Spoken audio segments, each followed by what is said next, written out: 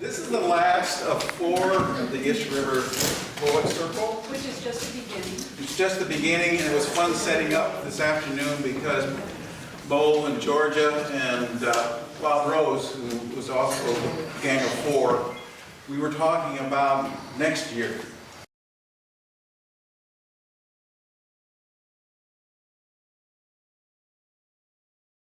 And so we definitely, just by showing what's happening today, there's enough momentum definitely to carry into next fall and do more of the Ish River Poet Circle. And the exciting thing about it is in 2014, the Skagit River Poetry Festival will be happening in May? In May. Yeah, third week in May, always, yeah, starting on Thursday night. So this would be an excellent stepping stone to lead you into one of the best national poet festivals in the U.S. My name's Ron, and before we get started, I have a couple of housekeeping things. There's a bathroom back here, and if you like the old-fashioned push-button light switches, we do have a bathroom here. If you have a cell phone, please dismember it. Also, for the first time, we have video of the presentation, and I don't know how Jim's going to make that available or what, but thank you for being here. This is, as Robert Sun used to say, this is an archivable moment. Again, I would like to personally thank Bo and Georgia and Bob Rose for coming together and responding to a thing that we thoroughly enjoyed many years ago. And we have hopefully rekindled and resumed that conversation that was started back in the 1980s when Robert used to put these together. We used to come into this place through Robert's invitation and sit and listen to poets that he would select to come and sit in the circle. One of the great memories I have from 30 years ago was sitting where you people are sitting, and Charlie Kraft was sitting up here, who was one of the members of the famous fish town out on the Skagit River. And Charlie said that he was lying in his sleeping bag on his bed, and he looked out the window and he could see the Skagit River on the rise. And it slowly came up, and pretty soon he heard things knocking on the floor of his cabin. And pretty soon he saw the water started oozing up through the cracks. And then pretty soon there were about 2 or 3 inches of water in his cabin. And he was just lying in his bed watching this. And he said, "My pen took float. And it came around past my bed, and I reached down and I picked it up, and I dried it off, and I wrote this poem."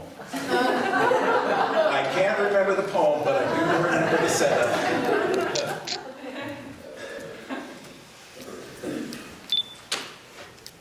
We have a tradition that we are trying to maintain, and that with every circle, we have an empty seat for our friend Robert Sun, who started this.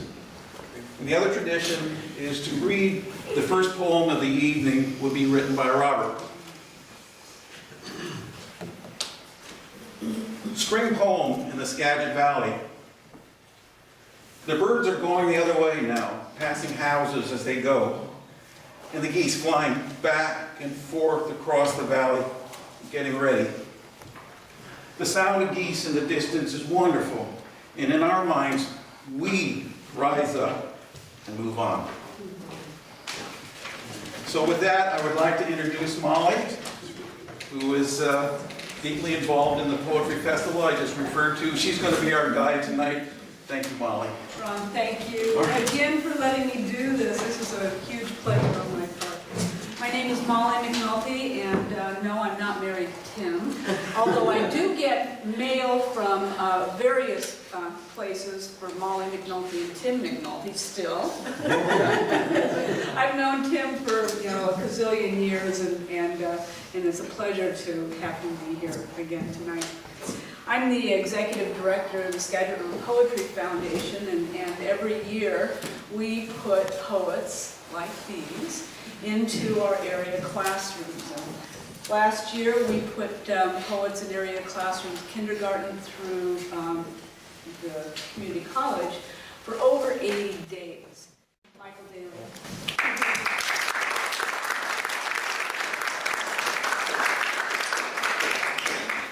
I wanted to start, well, we kind of decided we'd read in clumps of similar poems. I don't know exactly how to figure out what's similar, because I kind of think everything I write is the same thing over and over again. One of the reasons I think that I started to get involved in translation is to, in a way, to reclaim some of the education I got when I was a student for the priesthood, which is a horrible memory when I think back on it. But there have been, some benefits, and one was that they drilled languages into me, and drilled is the right word. But I started to write a poem a while back with two abstract ideas, which may not be a good idea to do in the first place. I had the concept of clarity, and that was something that I wanted to write about. And it came up as an image from the place where I used to go ice skating on the Miles River in Ipswich, Massachusetts, which is where I went to high school. While I was writing this, I started to think about my drive to work at Mount Vernon High School, going down Campbell Lake, and I listened to the news one day, and there was another river showed up, and it was the unfortunate death of a young man on the Green River. So I got these two rivers going in one poem called Two Rivers, and it begins with a quotation from the novelist John Fowles. I felt a kind of dry tenderness of time. Near Campbell Lake at the dip in the road, a dark November dawn slows me down.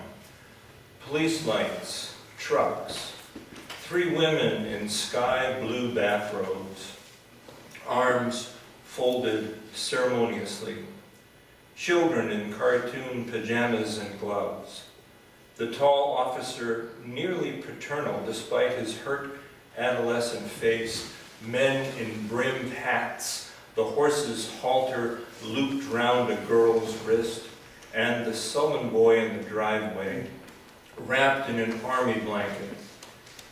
He was the one who raced through dark fields along the road to rescue the stray mare, his expressive face eerie now in the red-blue cop car light, flattened and hard as a weapon against us vile spectators, engines throbbing, our tires crackling their vulnerable gravel.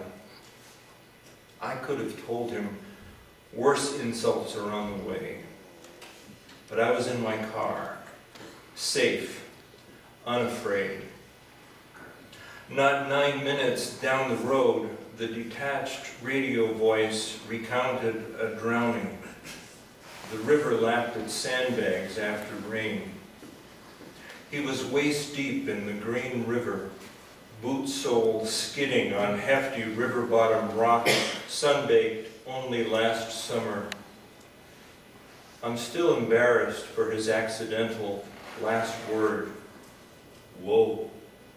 And at that moment when our minds spear toward its crossed heart, current smoothly encircling his waist, he dipped a little as he slipped, and the river emptied itself neatly into his waiter's set of witness fishermen to its weighing flow. His legs gave way. His red hat swept past a maple branch, wind dropped in dark dawn, and the river absorbed him as flotsam. Though they reached out their poles and one stranger dove, they watched till his blonde head vanished. But I see him. I'm next to him, then he's gone, fishing gear clenched in my hand. I've loved that whipping figure, my fly rod above the animal the river is, to whip unfinished circles through spirals as the slow river insists. Slow, brim to my chest, to my torn waders, slow, familiar as my own nature, and level, the unhampered surface consuming so, I think of its imagined heart's rage, as if a river has a brown soul, but no river pours itself on top of me. I'm already gone, so it takes me. And the next part is the thickness of ice, where the river swept glimpses of fish below my shoes. We would lace up tomorrow, but I never skated that far again, where the miles fed the pond, snow cleared only from the hockey rink and bog. That's a little heaven I intended to get back to. Me, the kid, filling up with sunlight. I was a crystal in that pickerel's eye as she fled beneath my leather soles. The first freeze, 9 clear inches thick, but I skidded off. Boys in jackets and ties, we scuffed up the ice. So, I guess in keeping with it, so this is my next in the clump, right? Clump, a little one. And Michael, excuse me, and after you're done, I'll introduce Holly, and then Holly I'll introduce, we'll get that way. Okay? So I'll just read this one. No, you have plenty of time. I have no more Okay. related to this. This clump, the next That's one rule that's not will it clump or won't it clump? I should have clumped up all this stuff ahead.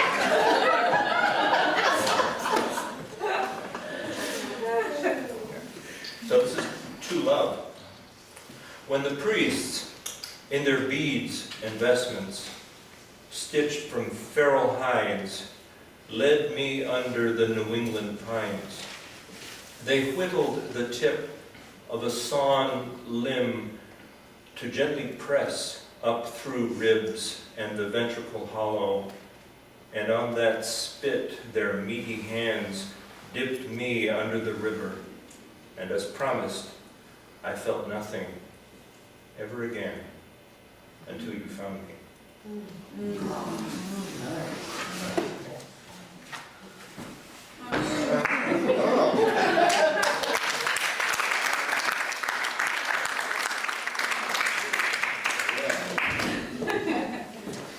Holly, but I do know her poetry, and I don't know, 4 years ago or so, I was driving my car home. I would probably take the dogs for a walk or something, and I came around the curve from Fur Island to Conway, and I'm driving home because I live out at Big Lake, and I all of a sudden Elizabeth Austin is on KOW, and she's interviewing Holly Hughes. And Holly had just, her book, Beyond Forgetting, had just been published, and she was the editor of this anthology of all these poems about Alzheimer's. And Elizabeth was talking to Holly about the experience of doing this, about, being the caretaker for her mother who had recently died. And then Holly read this poem, and I can hardly even tell you about it without crying right now, called The Bath. And this poem moved me so completely that I had to pull the car over and stop. Thank you, Molly. Boy, it's hard to go with the clumping principle now. I'm sorry! That's okay. I just want to just sort of in response to your wonderful introduction, a lot of people have told me that story about the bath, and I will read it not in the first clump, but in the second clump. And I just wanted to mention that in The Pen and the Bell, I'm not going to read it necessarily, but I do pay homage to Robert, and I do have a couple pages about when I encountered his poetry in graduate school. I was studying deconstruction, fresh off of a fishing boat, and Robert's poetry saved me. I mean, I really don't know that I would have made it through graduate school without that. So there is a little chapter in here that, that quotes, a friend actually had given me a copy of As Though the Word Blue had been dropped into the water, and I just carried it around with me. That's what sustained me. So I'm really happy to be here and be part of this gathering, and I'm so glad that this tradition is continuing. I thought I would start picking up the water theme. As Molly mentioned, I spent, it's hard to believe, 30 plus seasons now in Alaska. I started out gill netting for salmon for 4 years, and then I spent 4 years working on tenders, running tenders with my former husband. And I continue to go back to Alaska. More recently, I've been working as a naturalist. I'm not fishing anymore. But I wanted to start with a poem from Finn's beautiful anthology, Working the Woods, Working the Sea. I'm very honored to have some poems in this second edition. And this poem was written, I love the letter format. This poem was written, it started out as a letter to a dear friend and mentor, Wilmot Ragsdale. And I know some people in the room also knew and loved Rags, as he was known by all his friends. So this is called Point Colpoids, Alaska, Tendering. The shoreline sheathed in fog as we run east into dawn. We can't see a thing, but the bow wave carries the dawn, and we follow, trusting. 6 a.m. and the radio's silent before the boats waken. Coffee's on, and we ease into the day at 7 knots, a speed I've learned is fast enough to go anywhere. I reread your letter now, telling of theater in New York, and I can't help but wonder what could be better than this. Watching the fog curtain rise as the gill netters trail in, their long skirts flowing, shining holds empty and expectant, while the salmon wait, silent silver dreams in dark waters.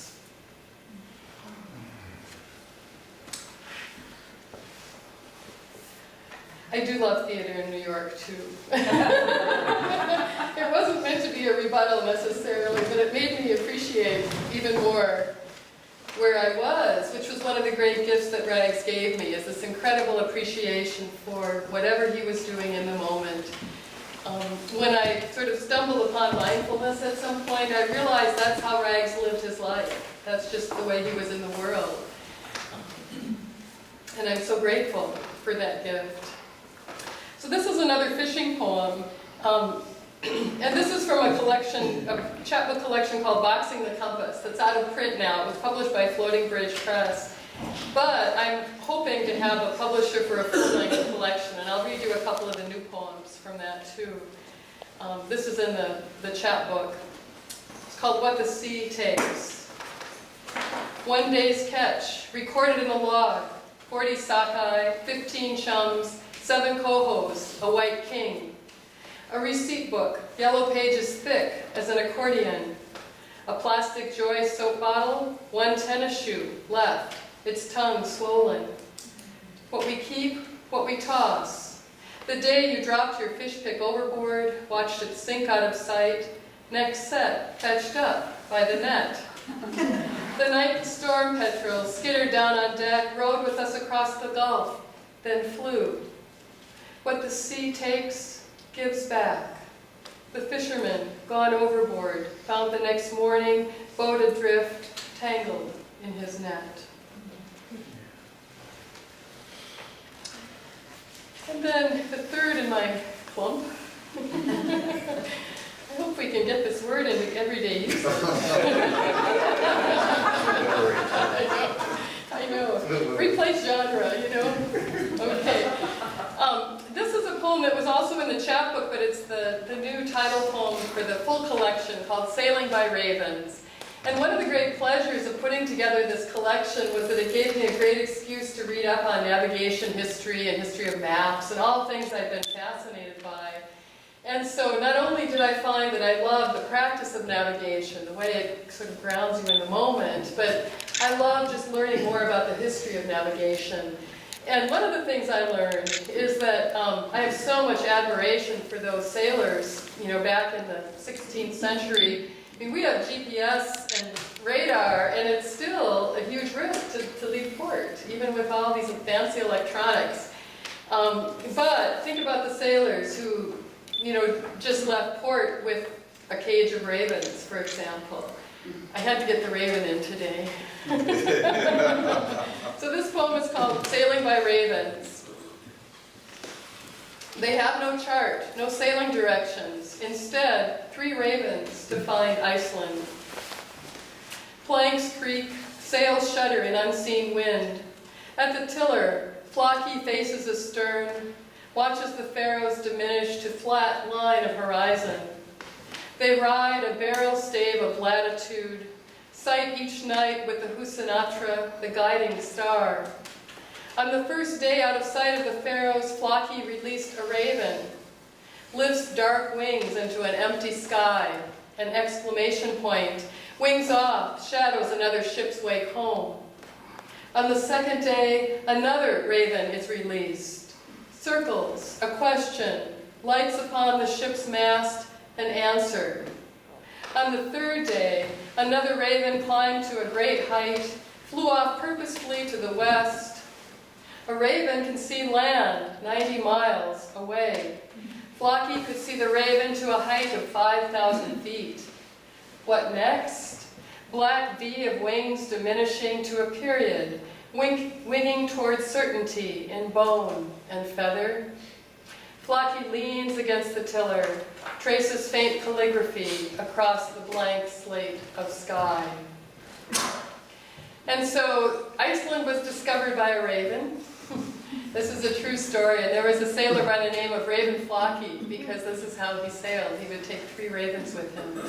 And I became so captivated by this idea that, you know, there are other ways besides our sort of Western way of being in the world, the grid, latitude and longitude, and just really enjoyed trying to find more ways of finding our way, and found just some wonderful stories in the process.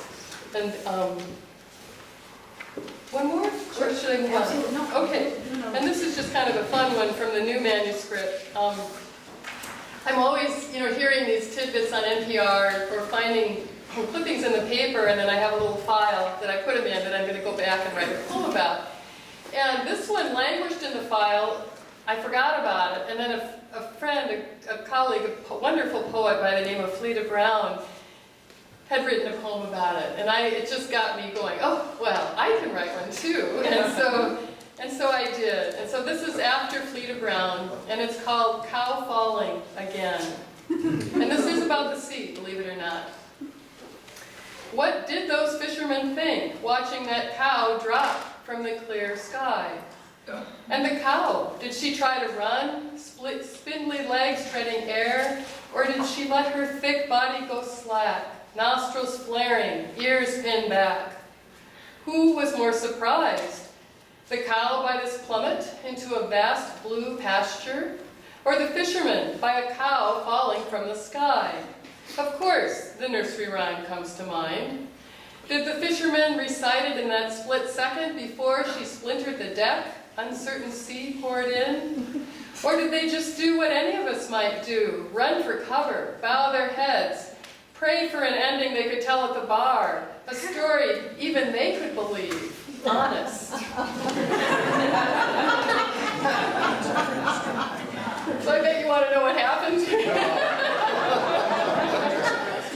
Well, the clipping was, there was a Japanese fishing trawler, and they were picked up at sea, and they claimed that their ship had been sank by a cow falling out of the sky.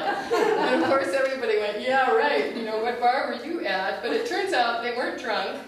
Some Russian soldiers had stolen the cow from a field and had loaded it into a transport plane to take it for a ride. But apparently this cow was terrified, as you can imagine it would be, leaving the earth, and it started banging against the walls of the plane, and they finally decided for their own safety they better release it. And they were out over sea when this happened. So it is a true story. So that's why it's cow falling again.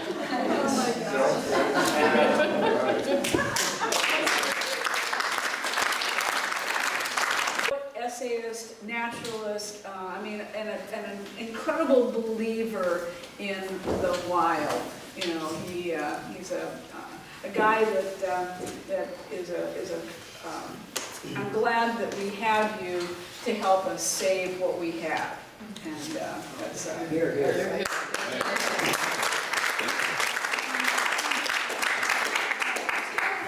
grew up in Connecticut and moved to the Pacific Northwest in 1972. So although he's not a native, he's becoming one. He's becoming closer. Notes from Disappearing Lake, the River Journals of Robert's son. And it's both Glenn Hughes and Tim McNulty were the editors of this. So please welcome Tim McNulty. Thanks, Cousin Molly. Just a wonderful, wonderful privilege for me to be reading with three of my favorite poets in the world, all of whom are dear friends. And to be gathered in memory of these wonderful occasions that Robert used to spark here in the venerable old garden club.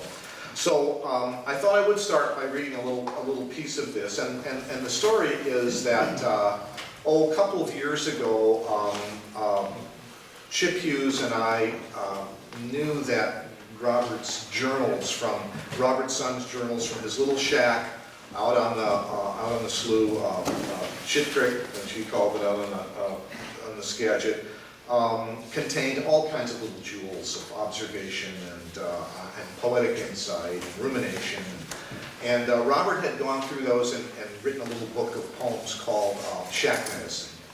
But his standards were very strict, and he left a lot of stuff behind. So Chip and I plowed through it, and we came up with a book full of little poetic journal entries. We hesitated to call them poems because Robert never finished them as poems.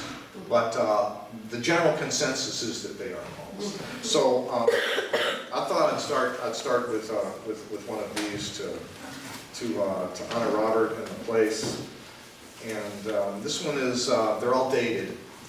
And this one is July 19th, 1979. And it's dedicated to another fellow poet, Clyde Sanborn, late poet here in the Valley. One wonderful, incredible, inspiring character. And really, really interesting poet. So, after a quick trip to the city to hear a poetry reading, I come home past midnight, rowing down river in the half moon, stars above in the clear sky. I tie my boat up, light one candle, and sit long in the silence. A screech owl flies over the marsh. Across the dike, the bullfrogs strike their deep single-note song. What a treat to listen to them. They are not trying to teach me anything. They don't want to enlighten me or persuade me to their way of thinking. They're only singing clear and strong. I come home to hear the song I was waiting for right outside my shack. So a little one for Robert. And this is a poem I wrote for Robert out at his shack out on the slough, and it's called Up Shit Creek. The low sun has settled into the small fir trees of Walled Island, and a cool upriver wind has nudged back the heat of the day. Out on the wooden dock, you wash up some greens for supper. A few leaves drift on the incoming tide. A cliff swallow glints overhead.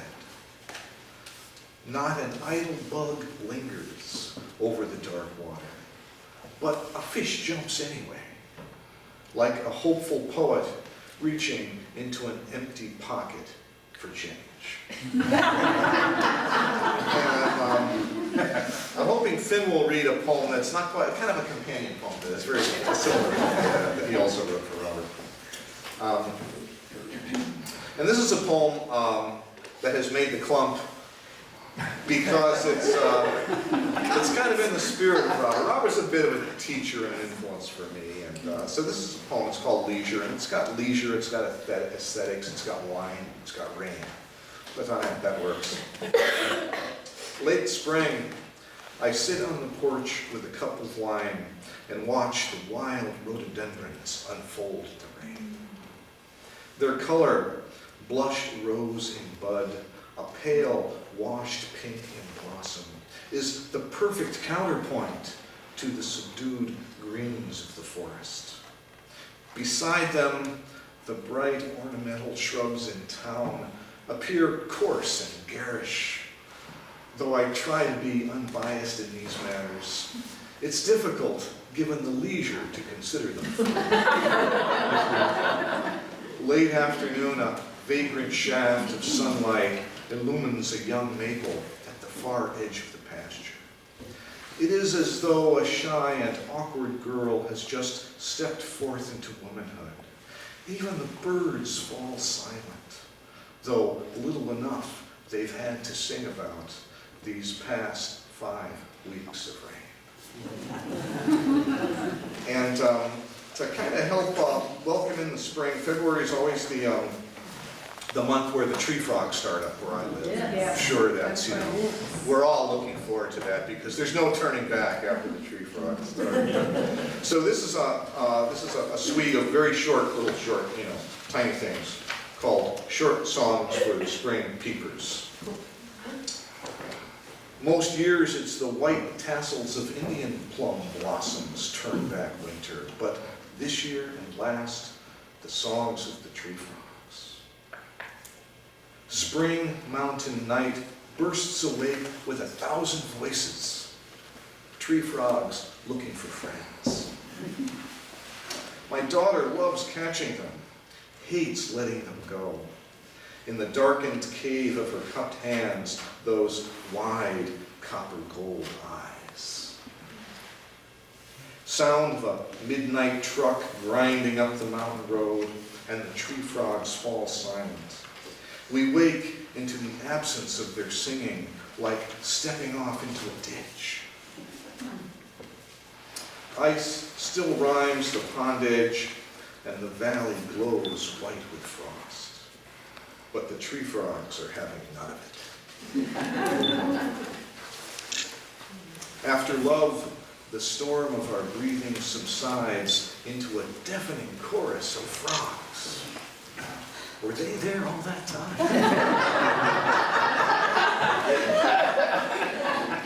I tell Caitlin the sticky pads on their tiny white toes are for hugs. Asleep beneath a warm forest green quilt, they coax our dreams out into the dark, wet owls. Breathing your warmth, the light hair at the back of your neck, I know what they're saying, the tree frogs. Full moon over a late season fall of snow. A single tree frog cannot contain himself.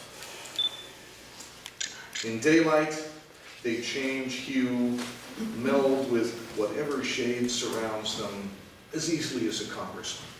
And the last one, there's a flatter, single-note song for rainy summer days after mating season, but no one seems to listen.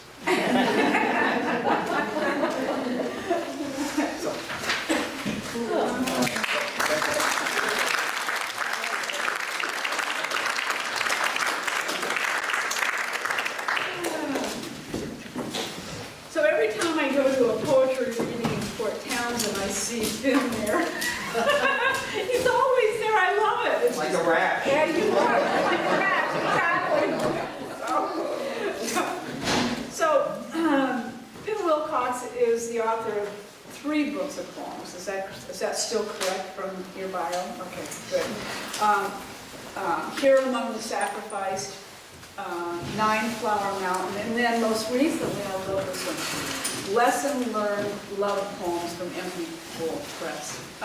He's also the co-editor of the one that Holly mentioned, which is Working the Woods, Working the Sea, an anthology of Northwest writing. I wanted to say this quote. This is something that Chip Hughes said about Finn that I think this tells us quite a bit about Finn as a poet. He's talking about this collection of love poems, lessons learned love poems. He said, Finn Wilcox has a marvelous touch, a wry and sweet sensibility, and most important, he can write a genuine love poem that's neither sappy nor without the perspective that time gives. Finn lives with his wife in Port Townsend and has for the last 32 years. Welcome, Finn. Thank you very much. Please welcome.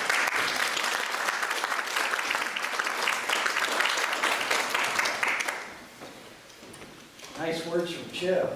Yes, true words. I guess I'll start out with a clump of love poems. You know, it took me, I kept thinking when I was writing these, I kept thinking, man, you've got some big brass ones to try and write love poems, because they really are hard to do. So, I'm going to start with the proem, which is sort of a lead-in to a suite of poems, and it kind of says, that where it, just the idea of having the gall to write love poems. This is called Love and Poetry. Of love and poetry, I know nothing. The heart, a bag of tricks. These poems, a lucky pull of the rabbit from a hat.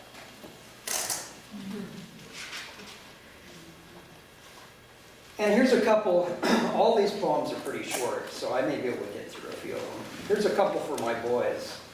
This one's for my youngest son, Shy. It's called Summer Ghost.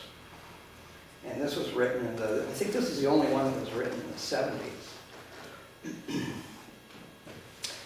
The child is sleeping. His bed is covered in moonlight. The small body glows as if a lamp burned inside.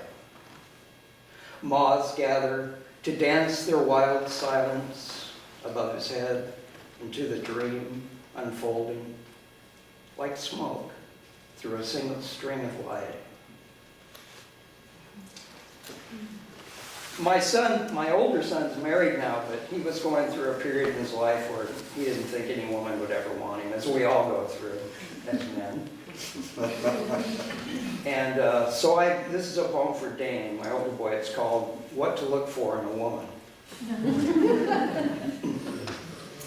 First, make sure she wants to know what kind of man you are. She'll see your heart and stand in long lines just for a shot.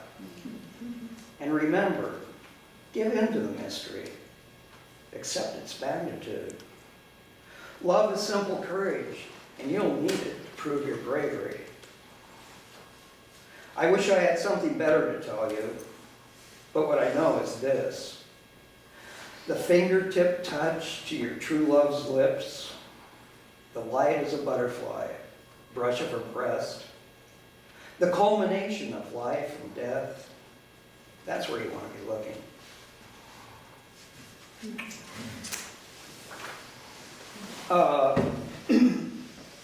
Holly was talking about her anthology on Alzheimer's. And I was watching, this is when Sandra Day O'Connor just left. I was watching the news one night and saw her interviewed. And so I wrote this poem called The Walk Home. When Sandra Day O'Connor left the bench of the Supreme Court, it was love that sent her packing. Ravaged by Alzheimer's disease, her once brilliant husband now needed her more than she needed the court. When finally the inevitable crossed paths with the insidious, he no longer knew her. His own sons, now strangers. One morning on a visit, She saw him in the hospital garden, holding another in his arms. The doctors say this sometimes happens, that love's persistence is the last to go. And she tells this story to America on the 5 o'clock news. Her great dignity forged by her love of this man. There's some joy in his life again, she tells us, and that's all that matters. With her sons at her side, she turns from the cameras and begins the long walk home.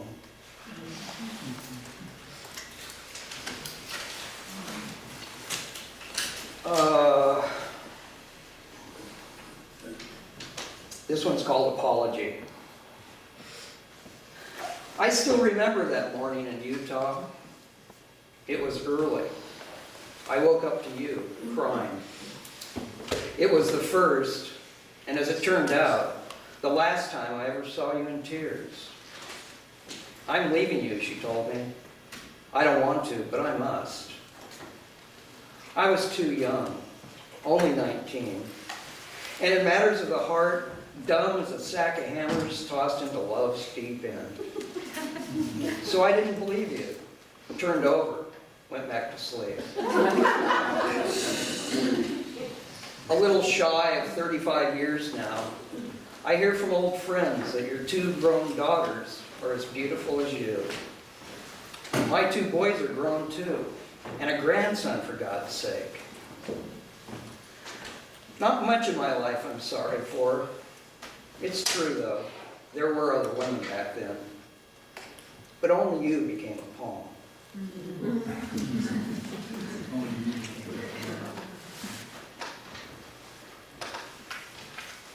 This is the title poem called Lesson Learned. Stunning, the heart's capacity to endure the ragged beat of unclaimed love. It's only then that the soul goes feral, the mind wild and weedy. The heart has its limits, though. Even the coyote has enough sense to chew off a leg to escape the iron trap.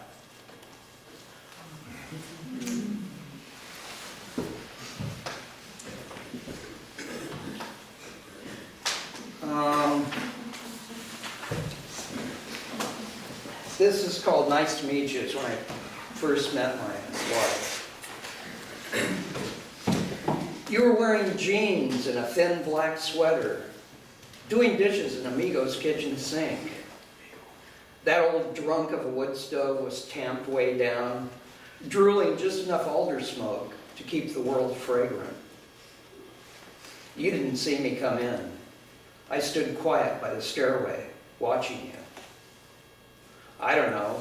Maybe it was all those soapy bubbles, or your wet and slender fingers working the sponge across a dinner plate. Or maybe just the shift of your hip as you pushed aside a strand of hair from your forehead. But there was no doubt my mind was meandering. Then the kids blew in, bouncing across the kitchen floor, still excited by their mother's return. They spotted me grinning down at them. Finn's here, Finn's here. And that warm, feather-lined chaos barreled towards me. You wiped your wet hands, looked at me and smiled. And when you did, everything evil in this world disappeared. So you're Finn, you said. It's nice to finally meet you. All right.